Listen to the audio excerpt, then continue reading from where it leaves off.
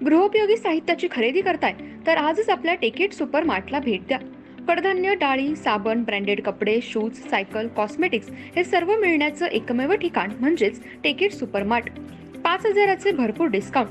कमीत कमी 4,999च्या खरेदीवर 5 किलोमीटर पर्यंत मोफत घरपोच सेवा. पत्ता पंचवटी चित्रमंदिर जवळ, 332 रोड. संपर्क 929797 5000.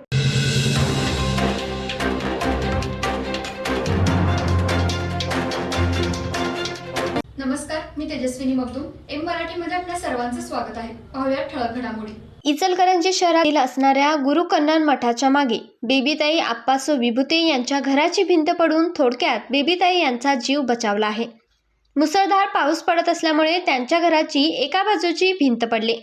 भिंत पडल्यामुळे घरातील प्रापंचिक साहित्याचे मोठे नुकसान झाले, तर त्या ठिकाणी त्यांचे नातेवाईक आले आहेत. इचलकरंजी शहरासह महाराष्ट्र राज्यामध्ये मुसळधार पाऊस पडत आहे. गेल्या 2 दिवसापासून पाऊस पडत असल्यामुळे काही ठिकाणी पडझड होऊ लागली. शहरात असणाऱ्या गुरु कन्नन मठाजवळ बेबीताई विभूते यांच्या घराची एका बाजूची भिंत पडून मोठे नुकसान झाले. ही भिंत प्रापंचिक साहित्यावर पडले, त्यामध्ये त्यांचे मोठे नुकसान झाले.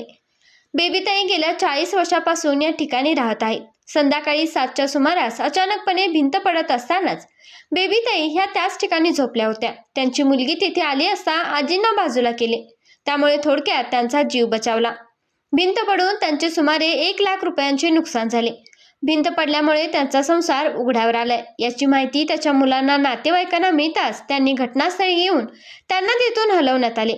तसेच महसूल प्रशासनाने याची दखल घेऊन त्यांना नुकसान भरपाई मिळावी यासाठी सामाजिक कार्यकर्ते पुढे आले आहेत. तसेच इचलकरंजी शहरातील लिंबू चौक परिसरामध्ये अशा प्रकारे भिंत पडल्यामुळे एका महिलेचा जीव वाचलाय. त्यांच्या मुलीच्या सतर्कतेमुळे बेबीताई यांचा जीव वाचलाय.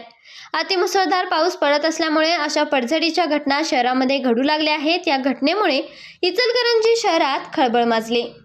तसं म्हटलं तर मला बरं नाही, मला चालायला बी येत नाही. आणि ती पोरगीचा बी उपास, मग मी बसून नको म्हणाला ती. मी म्हटलं जरासं चहा करून देऊ का तुला.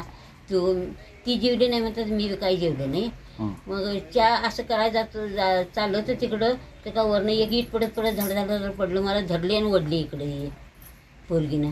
पाऊस भरपूर पडायला लागला. पोरगीनं धरून ओढली. आई आई मरतीच म्हणाला ती, आणि एकदम जोरात मला ओढली.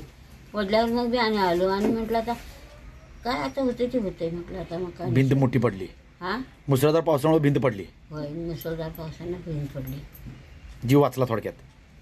नाही तर मी जायचंच होतं तिच्या खाली. आज रिकाम झालं तर